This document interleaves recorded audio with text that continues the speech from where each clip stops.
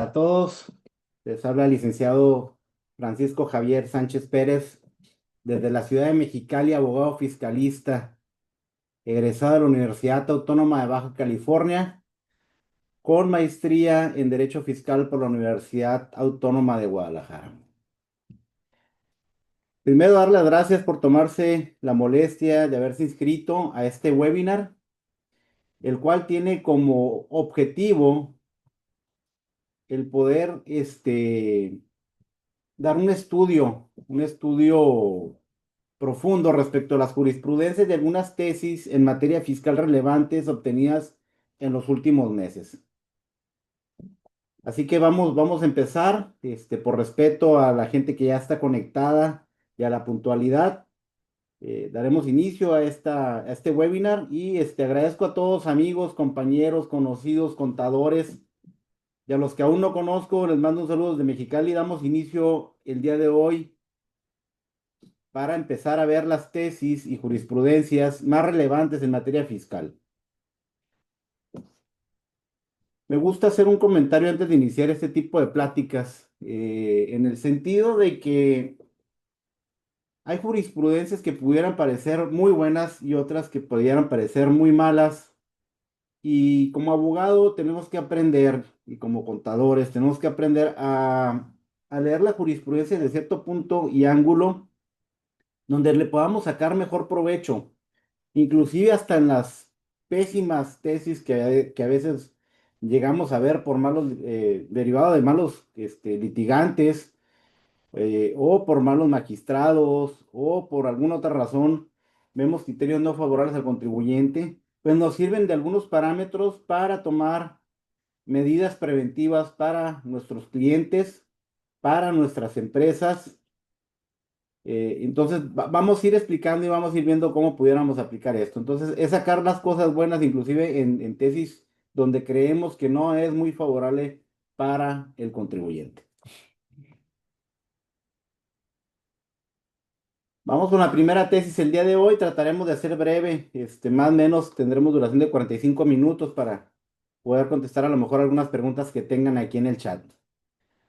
La primera que tenemos es una tesis aislada 2025, emitida por la segunda sala, publicada en el Semanario Judicial de la Federación en el mes de agosto, y el cual señala que el régimen simplificado de confianza, la regla 3.13.34 de la quinta resolución de modificaciones a la resolución miscelánea fiscal para el 2023, viola el principio de subordinación jerárquica. ¿A qué se refiere esta tesis? Bueno, esto deriva de un litigio de un contribuyente que se vio perjudicado por esta regla. Para poder pertenecer al régimen simplificado de confianza, tenemos que seguir ciertas condiciones que la ley nos establece. Ahí, si nosotros nos vamos a la ley de impuesto sobre la renta, vamos a ver un sinfín de requisitos que nos piden para poder pertenecer a este régimen. Uno de esos requisitos para permanecer en este régimen es que cumplamos con todas nuestras obligaciones fiscales, es decir, el no tener omitidas declaraciones provisionales acá en el impuesto sobre la renta y obviamente la declaración anual. En el caso de la declaración anual, eh, se dio el caso que muchos contribuyentes que estaban en este régimen estaban confiados. Estaban confiados y también estaban confiados los contadores en que no pasaba nada si se les pasaba esta fecha. ¿Qué pasaba? Dice la legislación, si te llegas a pasar de esta fecha, te vamos a sacar del régimen. Y te vas a ir a tributar al régimen general de ley de personas físicas como actividad empresarial. Y obviamente esto implica un pago de una tasa pues, bastante alta, muy alta, comparada con la que se tiene en el régimen simplificado de confianza, lo cual da unas cantidades grandes a pagar. Yo estaba pasando en la práctica, el SAT, a través de resolución miscelánea, estableció un proceso en el cual el SAT pudiera revisarte tus obligaciones fiscales y al momento de revisarlas, en específico para los que están en este régimen, en esta regla, y decía, si de esa revisión yo me percato que tú tuviste omisión o estuviste omiso en la presentación de la declaración anual, entonces yo te voy a sacar del régimen y si esto pasó en el ejercicio 2024, vas a empezar a tributar a partir de enero a la fecha.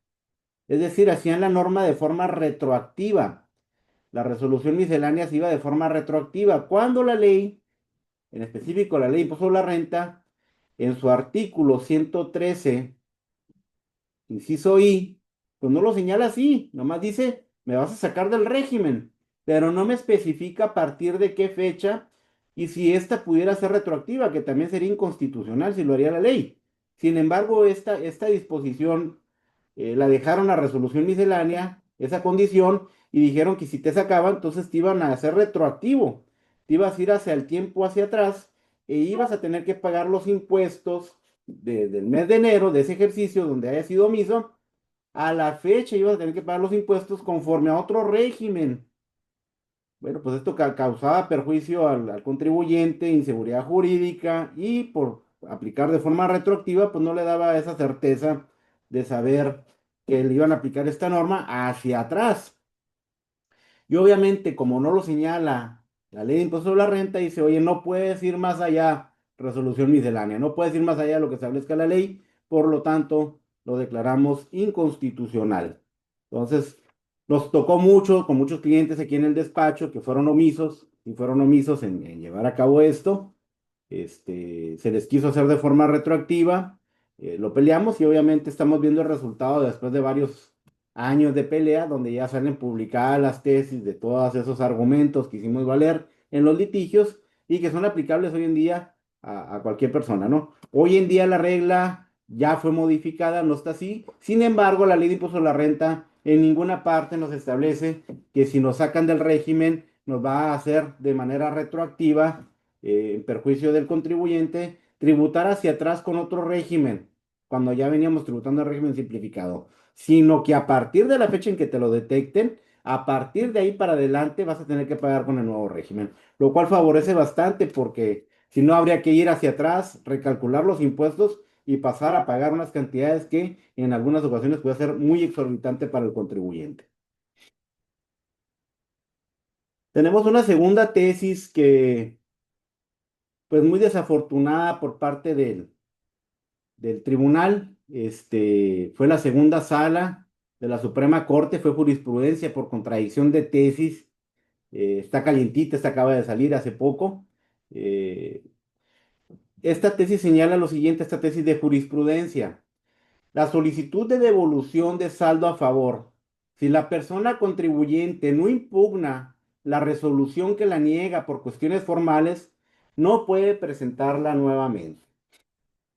Todos los años, en épocas de devoluciones, nos toca dar cursos y somos invitados a dar cursos para ver todas las opciones que tiene el contribuyente al momento de solicitar sus devoluciones, ya sea compensándolas, ya sea porque la autoridad es tardía y vimos que este ejercicio fue muy tardío, la autoridad y el pasado también en realizar dichas devoluciones.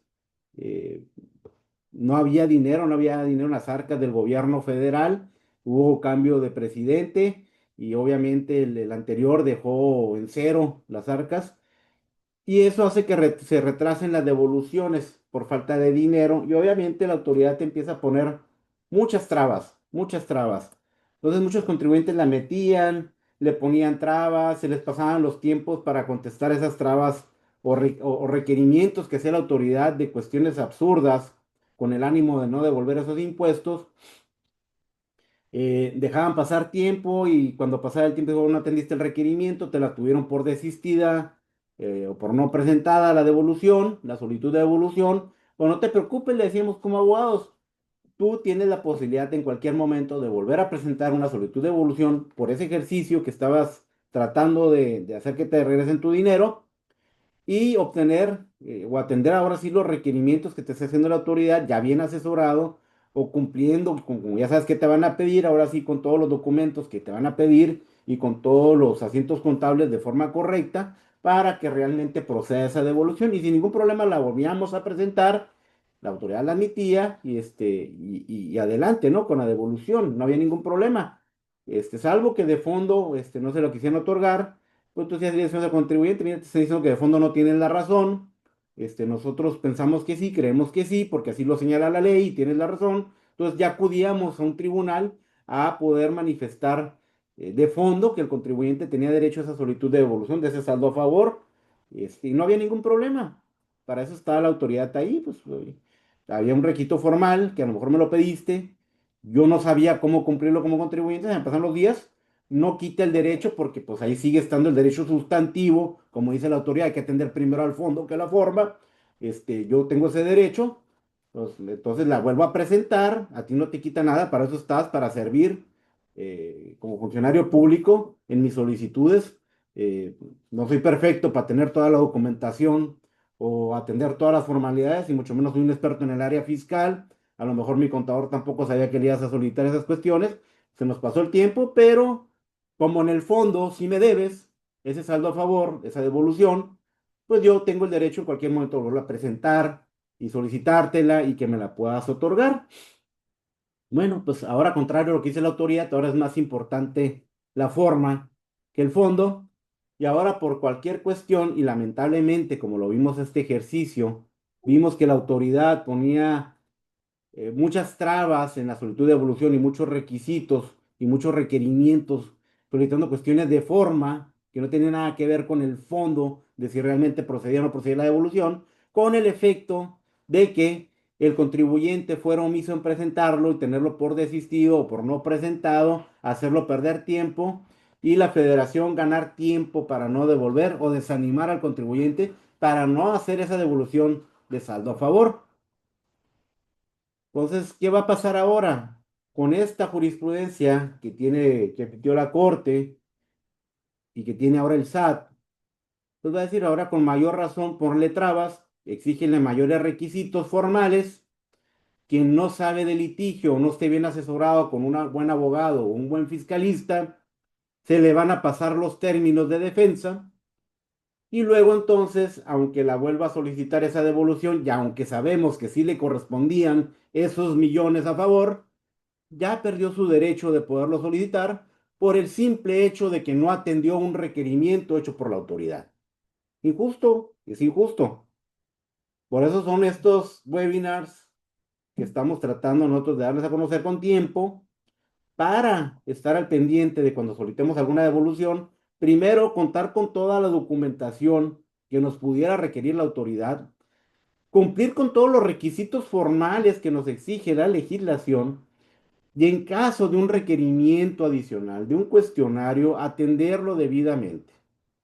Si la autoridad injustamente nos dice que no por alguna cuestión formal que él considera que no procedería a la devolución, inmediatamente acudir a la defensa fiscal, acudir al abogado, acudir a un recurso de revocación y acudir, en su caso, en última instancia, ante el Tribunal Federal de Justicia Administrativa para pelear.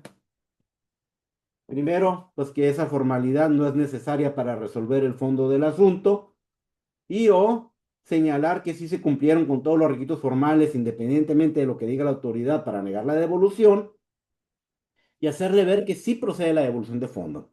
En estos cursos que damos cada año, también les advierto algo muy importante. En la defensa que se haga, si llega a suceder esta situación que nos la niegan por una cuestión formal, no nomás hay que pelear la ilegalidad por haberme exigido cuestiones formales que supuestamente incumplí. Hay que demostrar que cumplimos debidamente y tratar de subsanar esas cuestiones formales a través del recurso de revocación, si es que hubo una omisión. Pero también es muy importante que en esa misma demanda estemos exigiendo y pidiendo al Tribunal de Justicia Fiscal y Administrativa proceda a resolver el fondo del asunto con la documentación que ya cuenta, y hay que exhibir el expediente administrativo que lo tiene la autoridad junto con las pruebas adicionales que tenga el contribuyente para demostrar que en el fondo procede la devolución. Es decir, me la está negando por un mero requisito por cuestión formal, sí lo cumplí, aquí están los requisitos, están debidamente cumplimentado, la autoridad lo está haciendo para hacerme perder tiempo, para que me desanime a no pedir devolución, pero aparte, magistrado, fíjate que yo le aporté toda la documentación necesaria a la autoridad para demostrarle que sí procedía la devolución de fondos, es decir, que sí me deben esas cantidades a favor, las cuales tienen que ser enteradas y debidamente actualizadas por el tiempo que transcurra desde que yo solicité la devolución a la fecha en que ellos me depositen en mi cuenta bancaria después de que me den la razón en una sentencia favorable. ¿Ok? Entonces, todo eso es muy importante, no hay que olvidarlo, porque si nos vamos a un tribunal únicamente peleando que esa cuestión formal no era necesaria para que resolviera el fondo, nos van a dar una sentencia para efectos de que apenas el SAT entra a resolver el fondo del asunto y nos pudieran poner que por otra cuestión formal diferente a la que nos habían dicho, tampoco proceda la devolución y va a ser un trámite exhaustivo, largo y cansado. Entonces, en el pedir estelar es muy importante.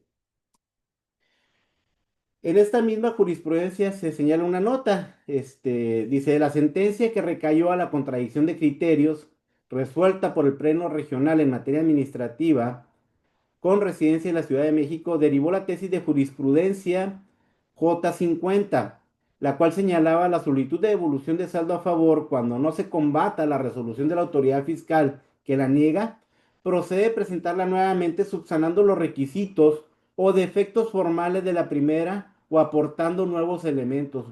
Que realmente esta tesis fue la que creó la controversia y contradicción de tesis por la cual dio el resultado malo. Sin embargo, si vemos esta, pues obviamente que esta es la que protege al contribuyente. Oye, pues es un mero requisito formal, dame la oportunidad de volver a presentar. Es más, yo me atrevería a decir que dijera el tribunal, bueno, pudiera interpretarse que tendrá una segunda oportunidad, una tercera oportunidad, donde ya se encuentra y bien asesorado al contribuyente para volverlo a presentar. Pero a la primera, sin una debida asesoría, se le van a ir los tiempos al contribuyente por un mero requisito que no cumplió en tiempo y forma y por no haber sido a la defensa por estar mal asesorado, puede perder millones en devolución. Es decir, se está atendiendo más a la forma que al fondo. Otro punto importante también a resaltar es que en esta tesis señala malamente la sala que lo hace, o sea, que esta tesis, este resultado de esta tesis horrible, lo hace para favorecer la seguridad jurídica. Y como abogado yo pregunto, ¿la seguridad jurídica para quién? Si le quieres dar seguridad jurídica, que al que se tiene que proteger es el derechohabiente, al contribuyente, no al servidor público. Es más, el servidor público debe de desvivirse por resguardar la seguridad jurídica del contribuyente. Ah, no, dice que por la seguridad jurídica, pero pareciera que por la seguridad jurídica del SAT, el cual no tiene esos derechos fundamentales como los tiene el contribuyente. Él es gobierno. A él no hay que protegerlo. Si los tribunales están para protegernos en contra de lo que haga el tribunal, en contra de lo que haga el SAT. Muy desafortunado, muy desafortunadamente, como dieron el criterio ahí al final, y al final, como le señalo, dicen que es para seguridad jurídica, pero pues ¿de quién? ¿De quién realmente están, a quién están cuidando realmente los tribunales, ¿no? Y ojo, estas tesis son antes de la nueva corte. Quiero dejar aquí grabado porque después vamos a empezar a ver algunas diferencias con la nueva corte ahora en septiembre que entran los nuevos ministros, ¿no? Dentro de lo bueno, dentro de lo bueno es que ya sabemos cómo van a proceder, qué tenemos que hacer si me la niegan por alguna cuestión formal, ya están enterados a través de este webinar, y es importante, al último en esta tesis señala, esta tesis se publicó el viernes 11 de julio de 2025. ¿Ok? Se considera de aplicación obligatoria a partir del lunes 14 de julio del 2025. Ya estamos en agosto. Esta jurisprudencia es obligatoria. Ya no la puede hacer valer el SAT y ya no la puede hacer valer cualquier tribunal en México. Entonces, esto ya está.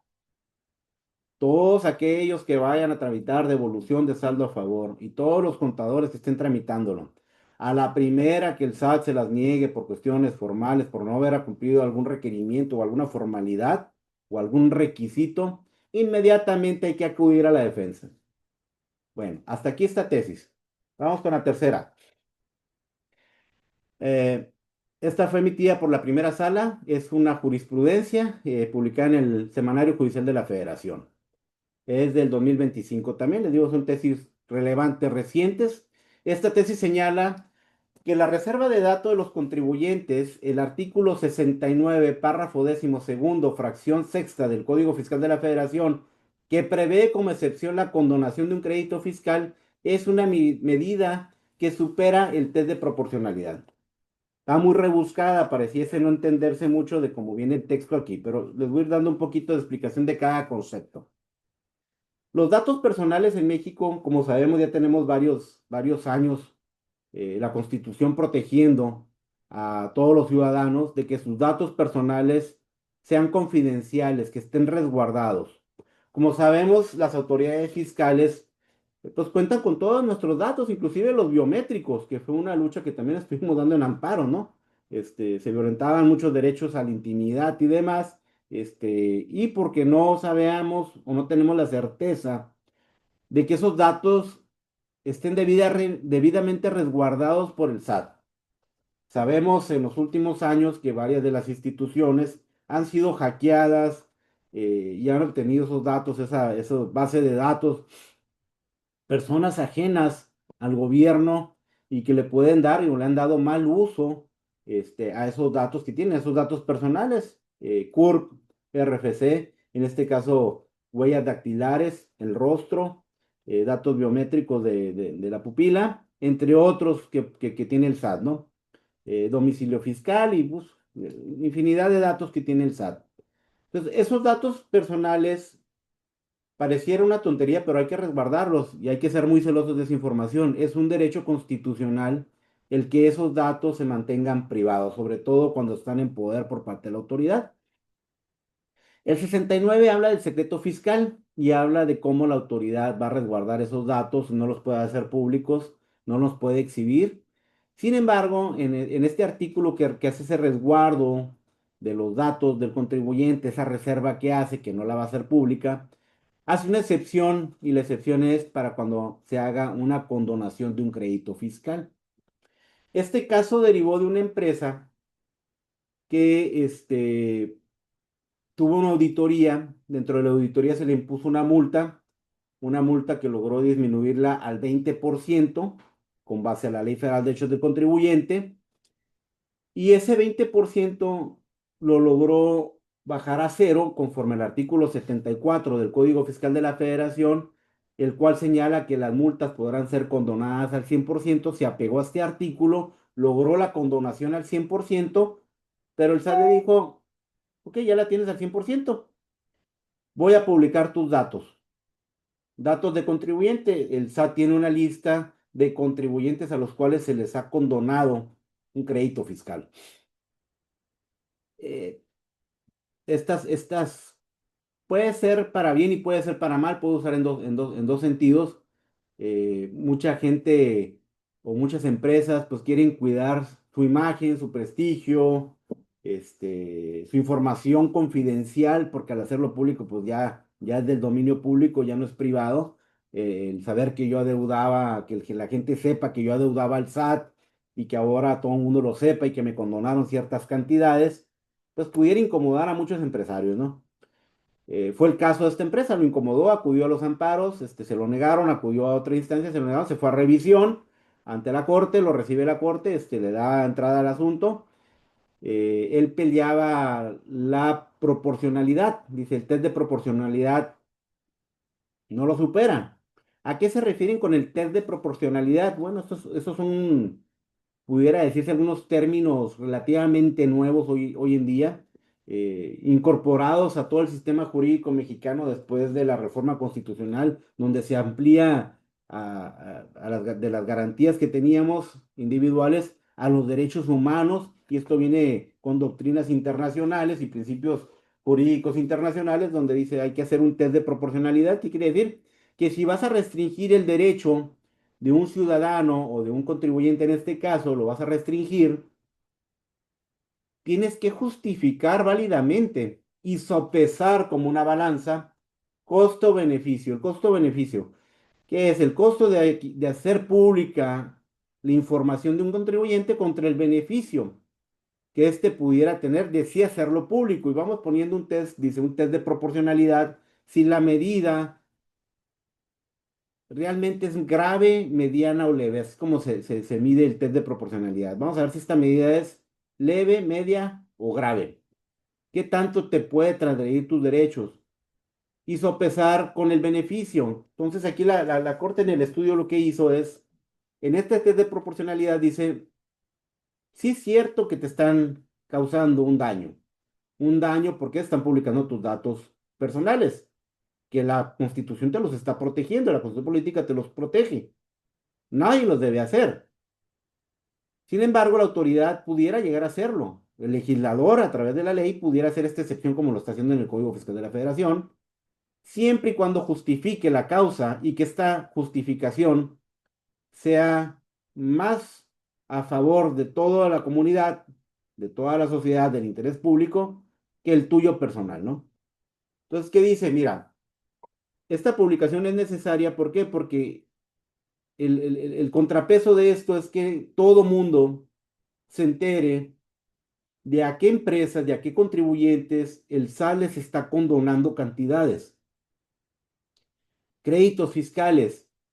Y a todos nos interesa porque eso son contribuciones que a toda la sociedad nos pertenece, es de interés público, a todos nos importa a ver a quién le estás condonando. Y pongo un ejemplo, muchas de las condonaciones que se hicieron anteriormente y antes de que pudiera hacerse pública esta información, porque no estaba este artículo así, eran los bancos.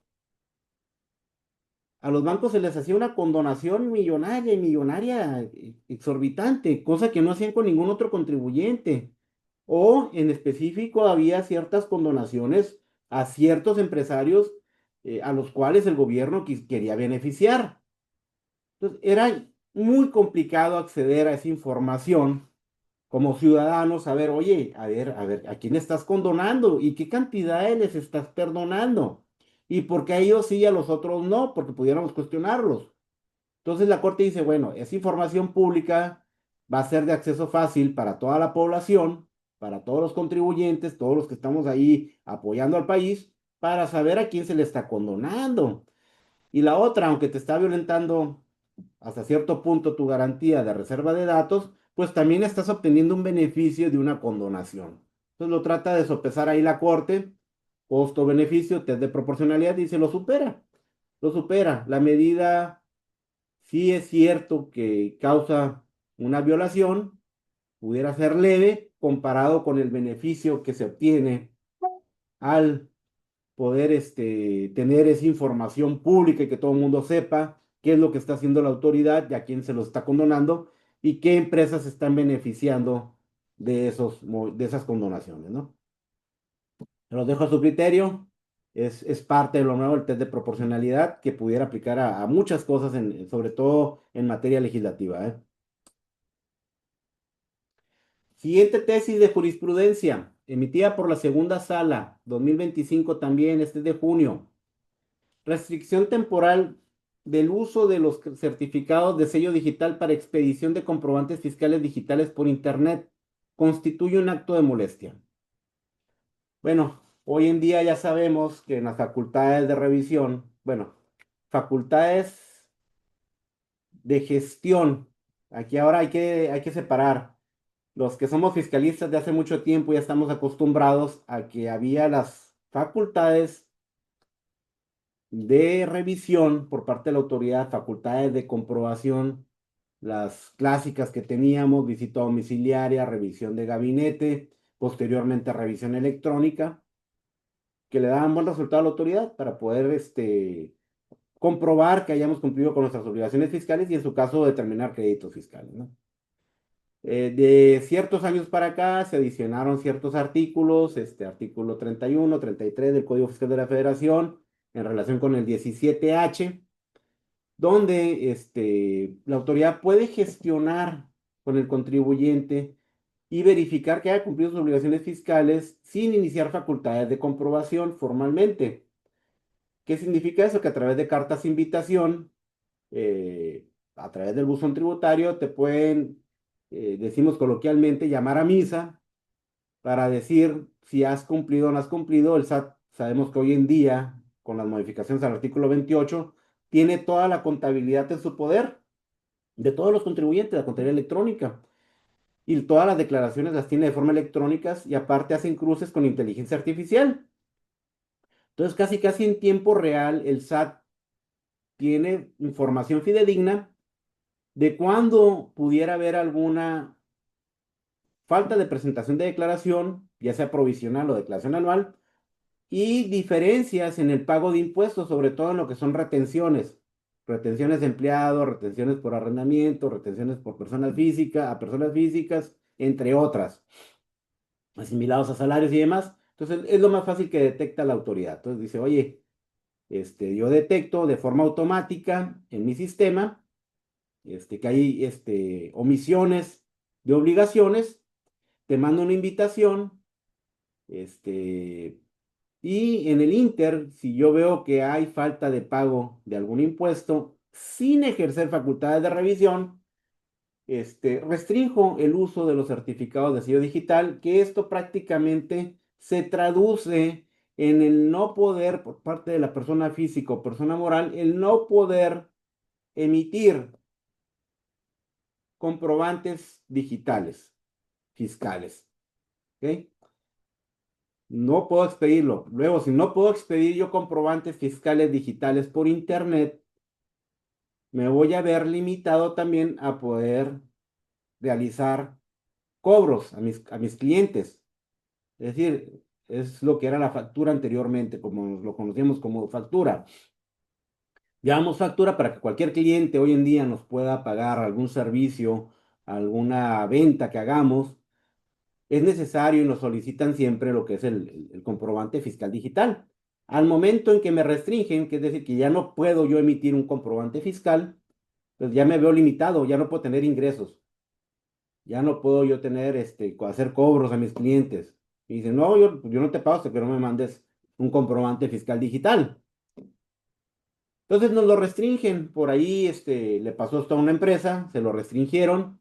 eh, Hay un procedimiento de aclaración ante la autoridad para ver si cumplí o no cumplí con mis obligaciones, nos dan ciertos tiempos ahí, pero independientemente de eso, él dice, bueno, aunque yo tenga 10 días para aclararte que se pueden traducir en un mes sin facturar, pues es no obtener ingresos, es no pagar nómina, es no pagar rentas, es no pagar a proveedores.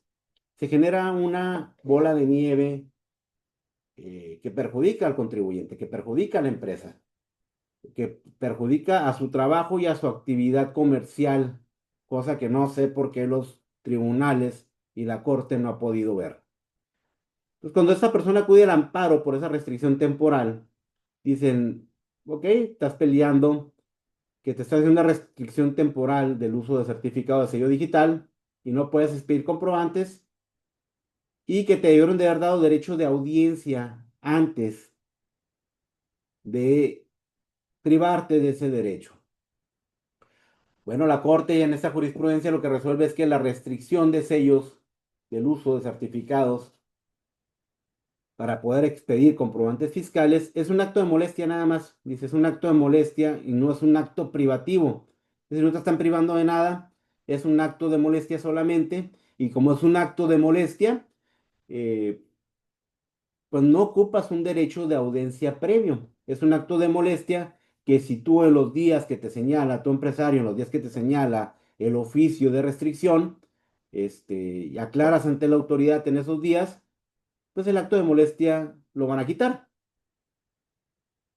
Lo malo en este tipo de cuestiones es que la mayoría de las veces acude el contribuyente, dice, ok, sí, no presenté obligaciones, pudiera ser el caso que las presente. Si son cuestiones de fondo, de pago, dice, oye, pues de pago sí, yo sé que te debo. Sí, es cierto, no lo niego, te debo. Y eso también aplica para cuando es cancelación de sello, no nomás restricción temporal, ¿eh? Sí te debo, no tengo. O sea que si yo no tengo para pagar los impuestos, me vas a privar temporalmente y después permanentemente me vas a privar de poder facturar. Y si yo no puedo facturar, me voy a ver obligado a cerrar mi empresa o mi actividad empresarial como persona física. Díganme si no resulta absurdo que la Corte esté resolviendo ese sentido. ¿Ok? Si hay un procedimiento ahí, entre comillas, breve para aclarar, pero cuando ya aclaramos y cuando le decimos inclusive a la autoridad, sí, yo sé que te debo, no tengo para pagarte, pero ¿por qué me vas a quitar el derecho de poder obtener ingresos de mi trabajo? Porque si yo no facturo, yo no puedo tener ingresos. Es algo que habría que cuestionárselo a la Corte de una forma más sencilla, porque esas tesis han sido muy técnicas, ¿no? Aquí lo que dice, bueno, entonces, pues el amparo sí es un acto de molestia, pero no tanto como para que te tengan que dar el derecho de audiencia, por lo tanto, por ese agravio no te lo voy a conceder el amparo, ve a aclara ya, y ya que te cancelen después de un mes, 2 meses, vienes conmigo a ver si te puedo otorgar un amparo a tu favor, con una cancelación ya definitiva. ¿Sí? Vamos a la siguiente tesis, permítanme un poquito. Listo. La siguiente tesis señala lo siguiente. Materialidad de las operaciones amparadas en comprobantes fiscales. Para acreditarla tratando de servicios no complejos o que no requieran una especialización, es innecesario demostrar la celebración de un contrato. Eh, Hoy en día las autoridades han tratado de ir más allá. Este tema de la materialidad de operaciones lo comenzamos a ver en el 2014 con una reforma que hubo al Código Fiscal de la Federación, donde se incluyó el artículo 69b. Este artículo 69, como todos sabemos, iba encaminado o va encaminado a poder agarrar o captar a todas las empresas que realizaban operaciones simuladas o inexistentes, como lo señala el artículo. eh, Coloquialmente, como lo decíamos, eran las empresas que vendían facturas, ¿no? Te vendían facturas donde lo que se asentaba en la factura realmente no había sucedido. Era inexistente el servicio, era inexistente la compraventa y era una forma que se usaba para poder obtener un deducible por algunas empresas comprando facturas. Entonces la autoridad mete el concepto de materialidad de las operaciones. Y cuando hablamos de materialidad de las operaciones es, oye, yo digo que lo que está en este comprobante fiscal es una operación inexistente porque nunca se llevó a cabo, salvo, salvo, porque es una presunción, salvo que me demuestre la materialidad de la operación amparada en el comprobante fiscal. Ok, pues a los vendefacturas no suena tan mal. Adelante, que lo traten de comprobar. Lo malo que la legislación no puede ir en específico para un contribuyente, aplica para todos. Entonces, como yo no sé quién vende facturas y quién no, pues la materialidad me la van a tener que comprobar todos cuando yo quiera fiscalizar. Entonces, cuando llegan a revisar la contabilidad y a revisar los comprobantes fiscales, la autoridad en cualquier momento puede decir, este comprobante fiscal para mí no cumple con los requisitos de materialidad, esta operación para mí es inexistente, lo presumo. Entonces le avienta la carga probatoria al contribuyente. La carga probatoria es muy exhausta. En auditoría nos ha tocado aportar pruebas, 10, 15 pruebas.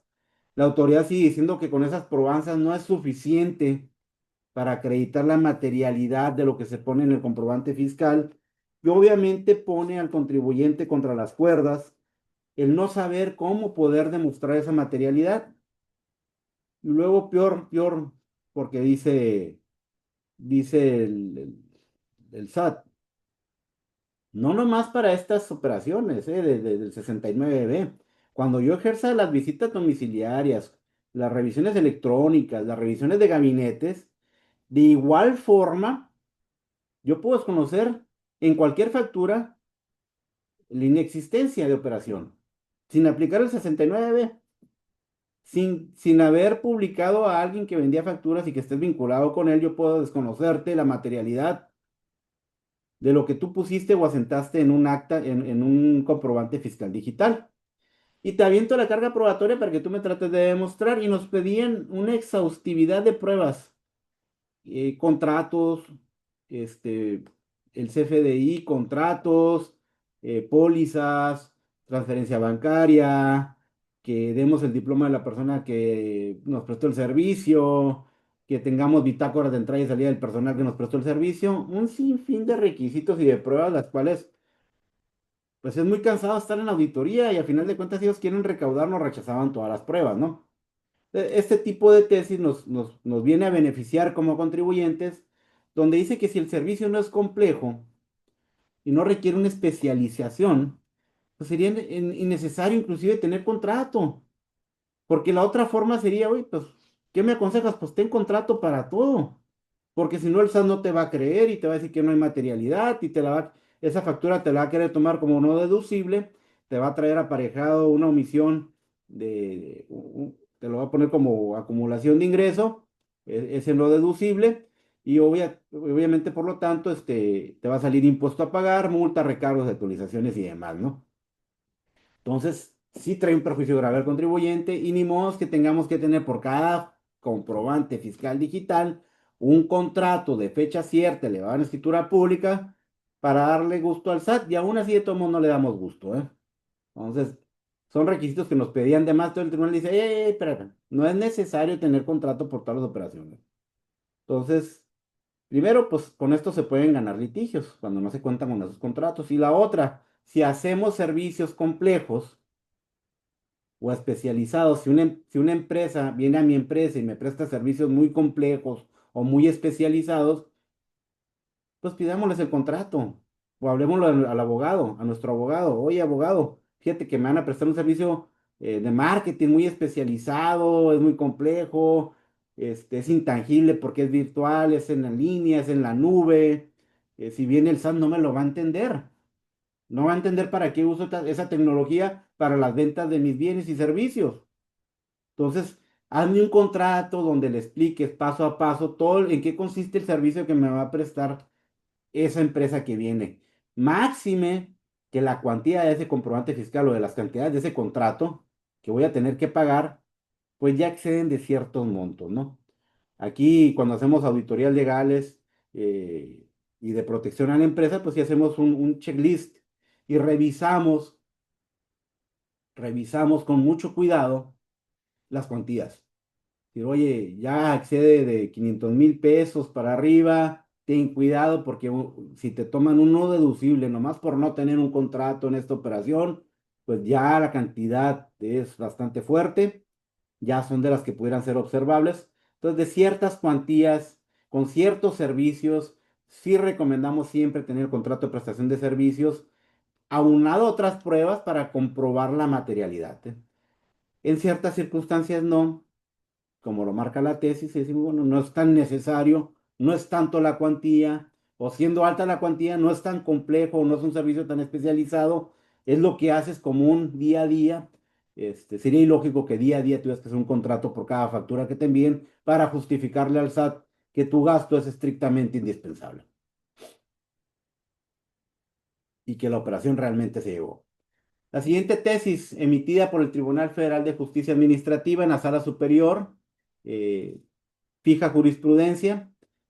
Eh, También cayendo un poquito en lo absurdo aquí, dice determinación presuntiva por depósitos bancarios, forma de desvirtuarla tratándose de traspasos entre cuentas bancarias.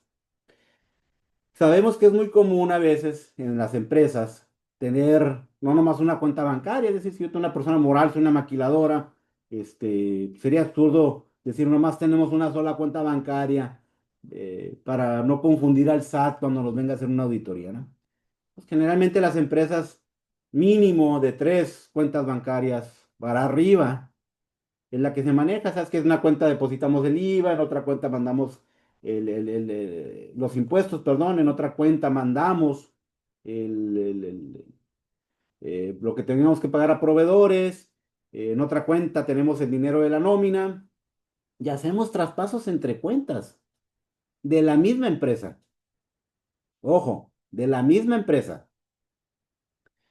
Entonces, si hacemos nosotros como empresarios traspasos entre cuentas, es decir, de una cuenta del Banco Santander mando a la cuenta de Bancomer 500,000 pesos, 1 millón de pesos, que para la nómina, que para pago de proveedores, estando a nombre de la misma empresa, ojo, estando a nombre de la misma empresa, el SAT se le ha ocurrido llegar y decir, oye, a ver, porque a veces son muy flojos para hacer las revisiones.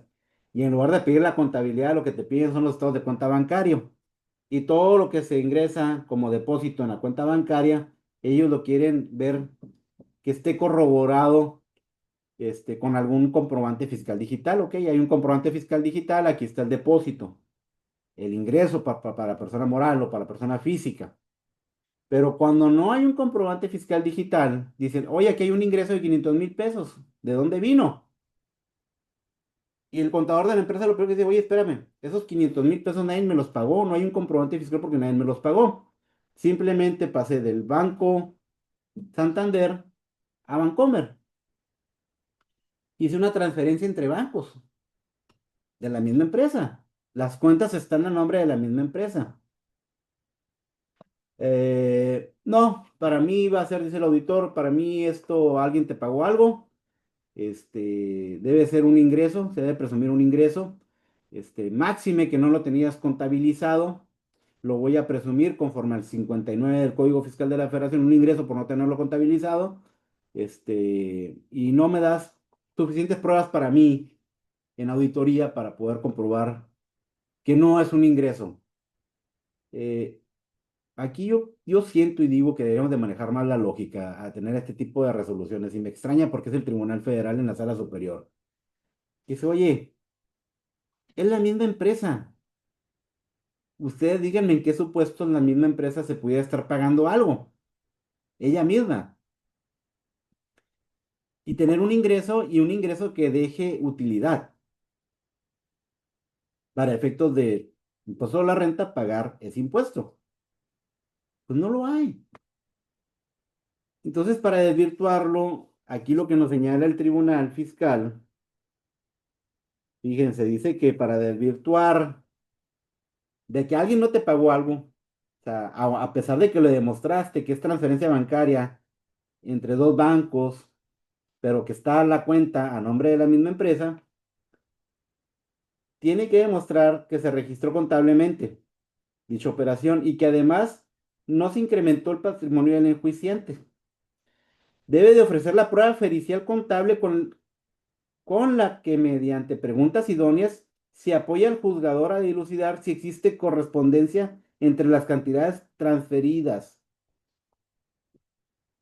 Ok, si salieron 500 de acá y están 500 acá, en dos bancos distintos, pero las dos cuentas son del mismo contribuyente, coinciden la hora, ¿para qué quieres a un contador que te venga que te diga que coincide?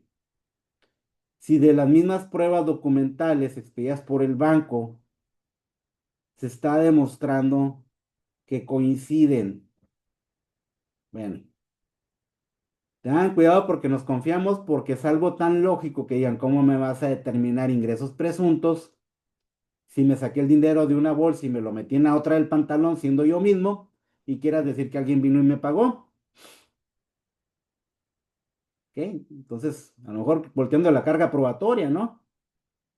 Niego lisa y llanamente que alguien me haya pagado. Tú dime quién me pagó porque yo no sé quién me pagó. ¿Quién me pagó esos 500,000 pesos? Porque me los saqué de una bolsa y los metí en la otra. Y te lo estoy demostrando con los estados de cuenta bancario.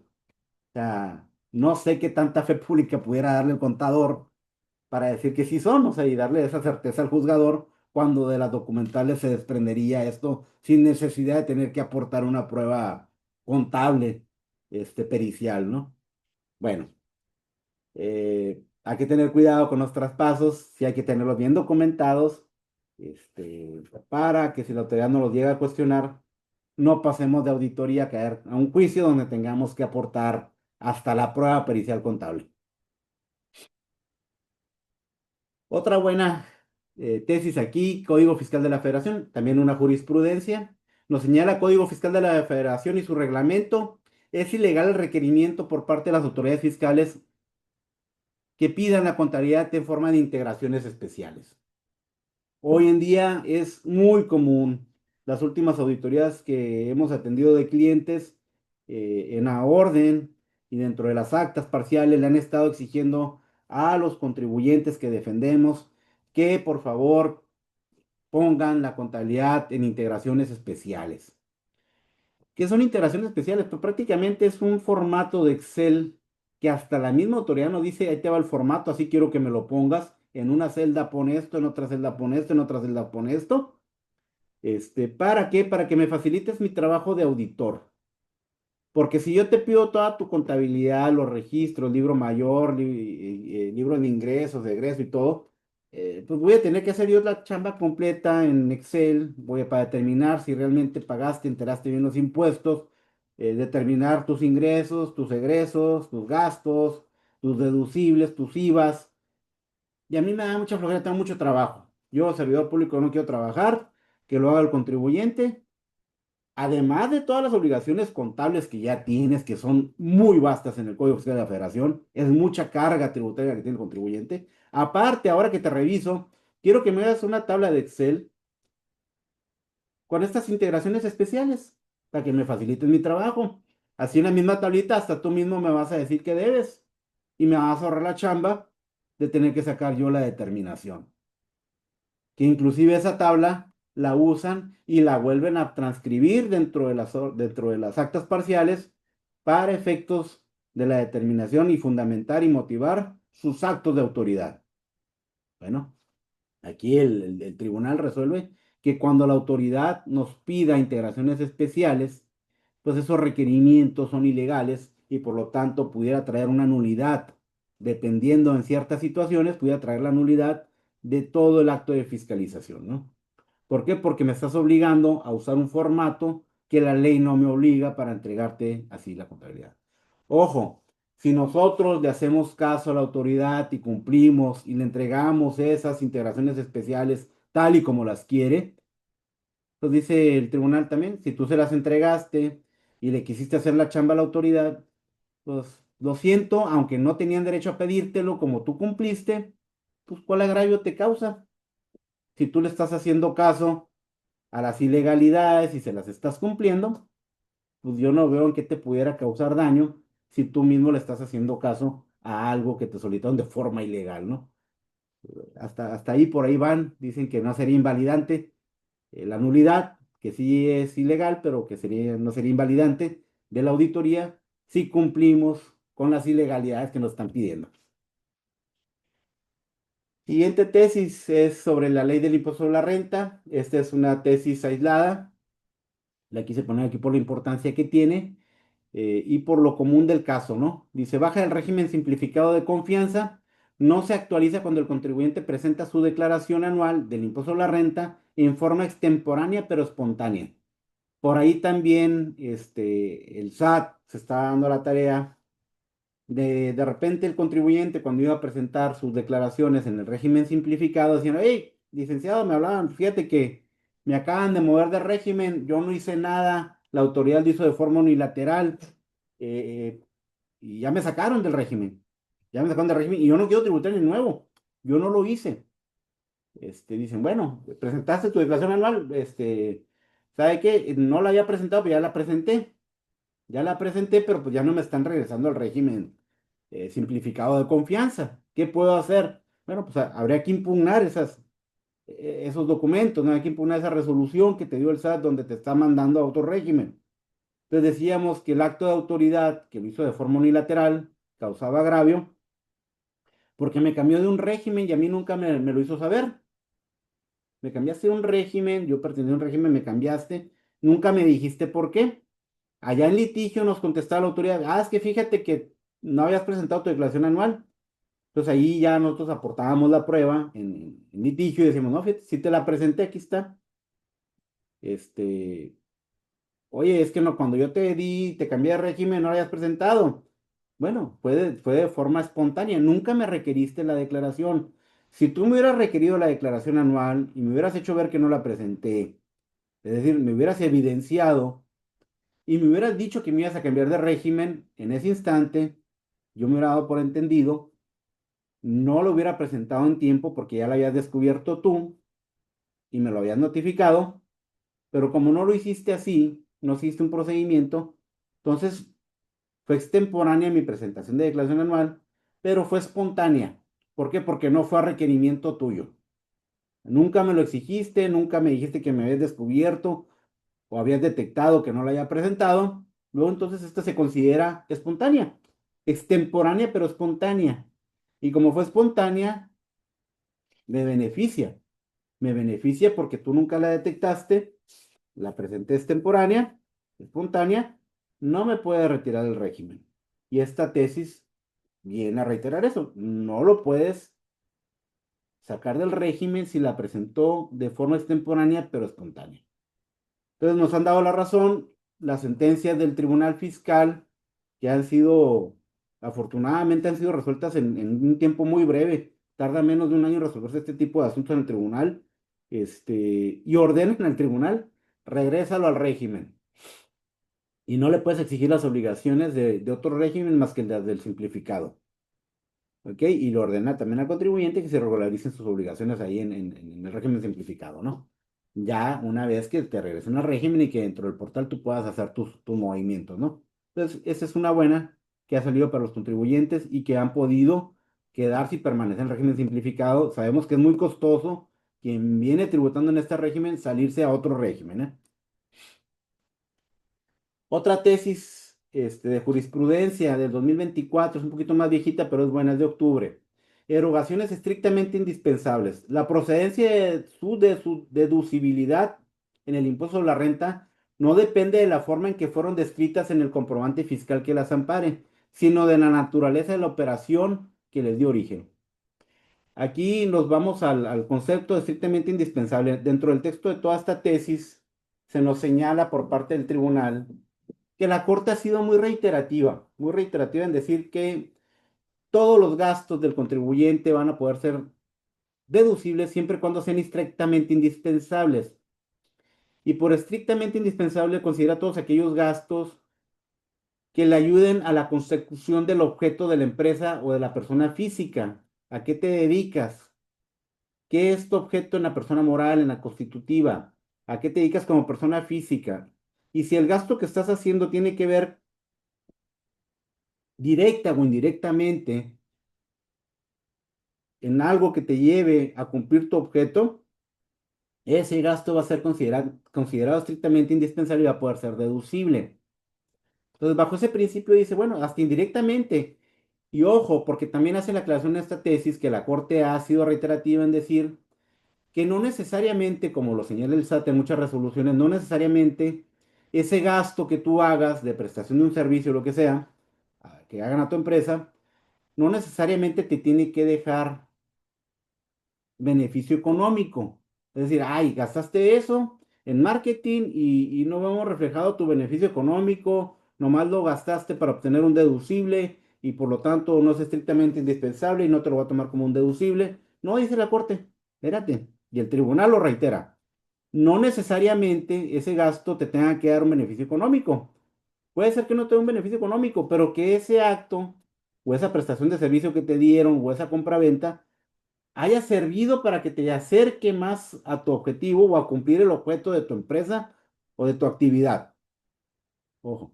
Luego, en este se va un poquito más allá, para no caer en cuestiones de forma, que le digo, la autoridad usa el fondo y la forma cuando le conviene, y dice, hay que tender siempre al fondo. Si yo me pongo en mi factura algo muy escueto, en mi comprobante fiscal digital, prestación de un servicio de marketing, y dicen, oye, es que no dijiste de qué tipo de marketing y yo no sé si ese sea estrictamente indispensable porque no le pusiste exactamente qué consiste, la descripción no me suena como para que sea deducible conforme al catálogo que tenemos aquí para el comprobante fiscal. Entonces te lo voy a tomar como no deducible y dice, no, espérate. Esa factura la tienes que llevar relacionada realmente con el servicio que se haya prestado. Y la tienes que relacionar y si el servicio realmente prestado derivado de ese comprobante fiscal es estrictamente indispensable porque está ligado al objeto de la empresa o de la actividad de la persona física, tiene que ser deducible, independientemente de las palabras o el nombre que le haya puesto el comprobante fiscal, aunque no coincida ni mucho. Pero si esa factura derivó de un servicio y ese servicio se comprueba que era un gasto estrictamente indispensable, lo tiene que tomar la autoridad como un gasto deducible. Ojo. Otra jurisprudencia muy importante, aquí estoy poniendo a unos abogados festejando, ¿no? Lo cual nos ha llevado a ganar muchos juicios también. Es una jurisprudencia que se viene a encontrar con otra que nos había salido en contra a muchos contribuyentes o a muchos abogados, porque, porque en esa tesis, en aquella tesis que había salido, decían, hablaban de la litis abierta. Nosotros como abogados, generalmente, pues atendemos al contribuyente, o malamente a veces el contribuyente o el empresario acude con nosotros cuando ya acabó la visita domiciliaria, ¿ok? Cuando ya acabó la visita domiciliaria, no podemos nosotros como abogados aportar más pruebas. Y la visita domiciliaria la pudo haber atendido el contador de la empresa, lo pudo haber atendido el administrativo de la empresa,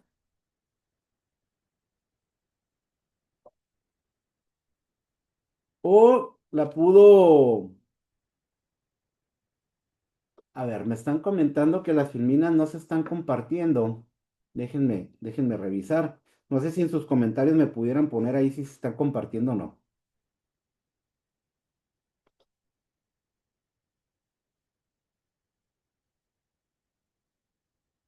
Ok, les pido una disculpas a todos y déjenme ver qué es lo que está pasando.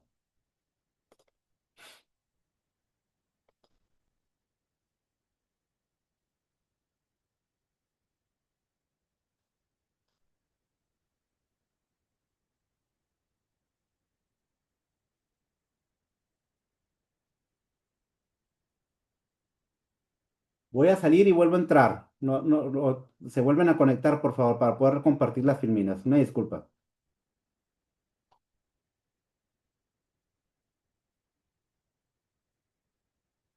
Compartir pantalla y Ujú.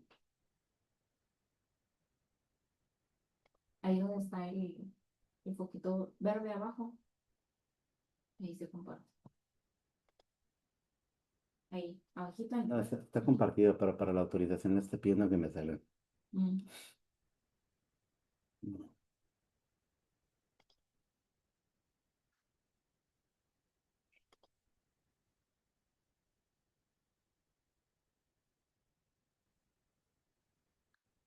Mm,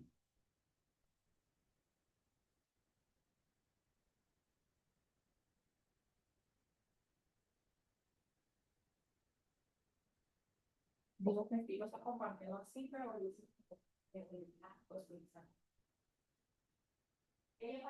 ya aparece aquí, ya no va a poder ver.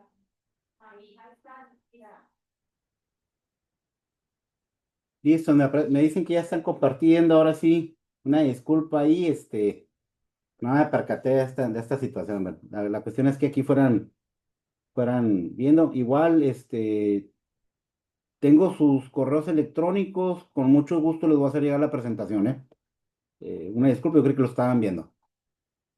Tenemos aquí a unos abogados festejando esta tesis, le digo yo, y les decía que había salido una tesis en contra del contribuyente donde el abogado ya no podía aportar más pruebas en juicio de nulidad más que las que hubiera aportado durante la auditoría. Les decía yo que esto las atiende el contribuyente, el empresario, el asistente, el administrador, incluyendo el contador, ¿no? Y muchas veces el contador, el asistente o quien sea, pues no tienen conocimiento de lo que hay que preparar en probanzas para poder desvirtuar lo que la autoridad nos determine en un juicio. Entonces terminaba la auditoría, llegaban con el abogado y decían, no te preocupes, vamos a aportar mayores pruebas. El saldo que quería ver un acta de asamblea, quería ver un contrato, ocupamos estos documentos que no se aportaron a auditoría, pero que ahorita en juicio, que es la hora de defensa, vamos a aportar mayores documentos para demostrar que tú tienes la razón. Pues el tribunal nos acotó con una jurisprudencia a los abogados, nos acotó la posibilidad de aportar pruebas en juicio.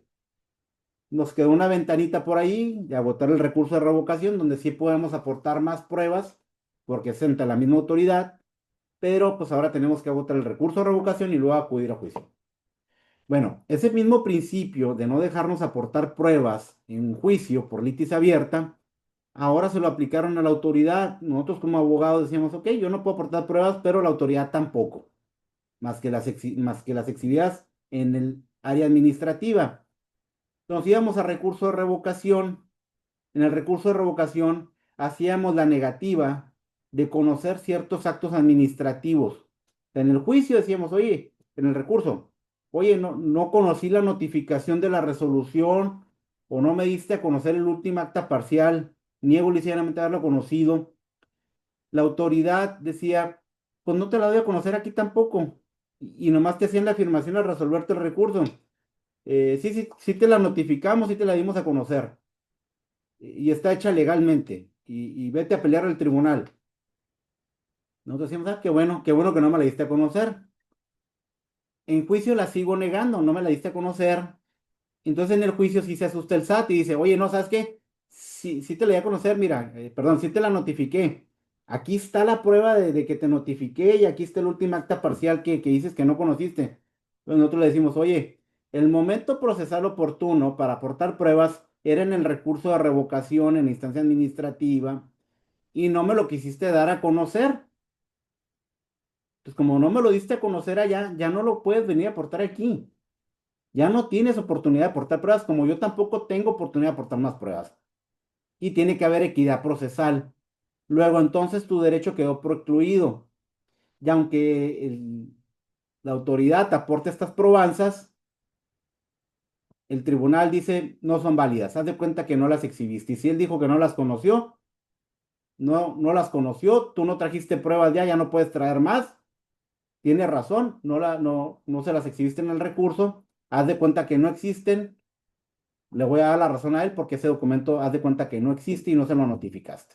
Entonces, por no haberle notificado el último acta parcial y habérselo entregado, violas el procedimiento que marca para la fiscalización del 42 al 46 del código, te da una nulidad lisillana. ¿Ok? Entonces, esta tesis se ha estado usando, se han estado ganando todos o muchos de los litigios últimamente con esta tesis y es importante tenerla presente, ¿no?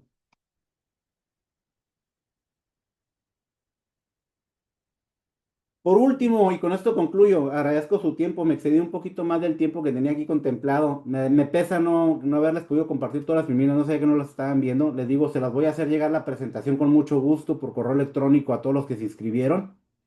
Y por último, quiero cerrar con una buena noticia. El día de ayer, la Suprema Corte de Justicia de la Nación elimina la prisión preventiva oficiosa en delitos fiscales por segunda ocasión. Declaró inconstitucional la aplicación de prisión preventiva oficiosa en materia fiscal, invalidando diversas disposiciones legales. Antes de esta sentencia bastaba una acusación fiscal grave para que cualquier acusación fiscal grave, para que cualquier persona fuera encarcelada de manera automática sin que un juez analizara su situación particular. Es decir, cualquier delito de defraudación fiscal, de simulación de actos, que se encuentra en 113, 108 del Código Fiscal de la Federación, inmediatamente lo lanzaban con prisión preventiva. ¿Sabes qué? Mientras resolvemos si eres culpable o no, vas a ser presunto culpable y lo vas a llevar el proceso en cárcel. Entonces, esto violenta derechos humanos a nivel internacional, ya está más que sabido. La Corte, eh, cuando entró el sexenio anterior, se hizo modificaciones al código para tratar de amedrentar a los contribuyentes y a los empresarios, sobre todo con la prisión por el pago de impuestos, con la materia fiscal. Este, le dio para atrás la corte, riéndose ahora porque tienen todo el Congreso a su favor. Volvieron a legislar y no nos importa, vamos a volver a meter prisión preventiva porque los empresarios son nuestros principales enemigos. Pues bueno, la Corte vuelve a analizar este punto, por acción de inconstitucionalidad que se llevó a cabo por varios diputados y algunos partidos políticos, y vuelve a salir esto a favor del contribuyente, ¿no? Respetando las garantías individuales, los derechos humanos a nivel internacional, principios de convencionalidad. Pues afortunadamente el Estado de Derecho hasta el día de hoy se sigue manteniendo. Esperemos que esto no cambie a partir de los nuevos ministros de la Corte, porque resulta que pues este régimen quiere abrazos, no balazos para los narcotraficantes y para los empresarios por un simple adeudo fiscal, meterlos a la cárcel. Hasta aquí les quiero agradecer su presencia, quedan invitados, van a ser continuos estos webinars en materia fiscal, tanto para contadores, empresarios, amigos, interesados en estos temas. Posteriormente haremos temas más empresariales donde puedan estar involucrados más nuestros clientes y darles herramientas de ayuda y para contadores también. Eh, Cualquier duda, aclaración, aquí les dejo mi número, 686-568-1906 y mi celular 686-157-5794. También les dejamos nuestras redes sociales en Facebook, en Instagram.